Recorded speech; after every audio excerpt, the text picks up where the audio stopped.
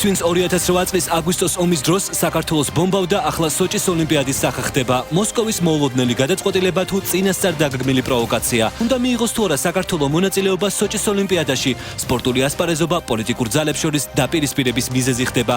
ის ვინც მომხრეა და ის ვინც წინააღმდეგია, ყველა ერთადერთ სტუდიაში და ერთ კითხვაზე პასუხისძიებაში. უნდა გამოუცხადოს თუ არა საქართველოს ბოიკოტი სოჭი 2014-ს. დღეს თოქ-შოუში დიდი პოლიტიკა მოსკოვიდან კონსტანტინე ბარავოი და ვალერია ნოვოდვორსკაია. სტუდიაში პრეზიდენტის ადმინისტრაციის ხელმძღვანელი ანდრო ბარნოვი და სპორტის მინისტრი ლევან ყიფიანი. პირდაპირ ჩართვით ოლიმპიური კომიტეტის პირველი ვიცე-პრეზიდენტი ელგუ ჯაბერიშვილი. ძველი პოლიტიკური პარტიის ახალი სიცოცხლე ნაციონალური მოძრაობა ამბობს, რომ დასაბრუნებლად ემზადება. ყრილობა სპორტის სასახლეში ახალი სახეები და ახალი პოლიტიკური გზავნილები. აქვს თუ არა შანსი ოპოზიციაში გადაბარგებულ ნაციონალურ მოძრაობას გახდეს ისევ მართველი პარტია.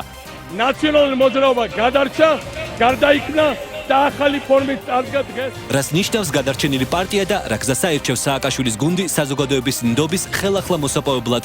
სად ხედავს საკუთარ ადგილს ნაცმოძრაობა კოაბიტაციის დასრულების შემდეგ, მაშინ როდესაც პროკურატურის თაროებზე პარტიის ლიდერების წინააღმდეგ ასეულობით საქმე ჯერ ისევ გამოსაძიებელია. დღეს ნაციონალური მოძრაობის ძველი და ახალი სახეები გიორგი ვაშაძე და ზაზა ბიბილაშვილი თოქ-შოუში დიდი პოლიტიკა. პოლიტიკური ცხოვრება კოაბიტაციის რეჟიმში დღეებს ითვლის, რისი დასაწყისი შეიძლება გახდეს თანაცხოვრების დასასრული. რა გეგმები აქვს კოალიცია ქართულ ოცნებას მაშინ, როდესაც ბოლო 1 წელია სამართლიანობის აღდგენის მთავარ დაბრკოლებად სწორედ კოაბიტაცია სახელდება. პოლიტიკური გზავნილები და მართველი გუნდის სამოქმედო გეგმა არჩევნების შემდეგ დღეს ზუსტად 20 საათზე TV3-ის ეთერში ზაზა პაპუაშვილი და სოსო ჯაჭულიანი.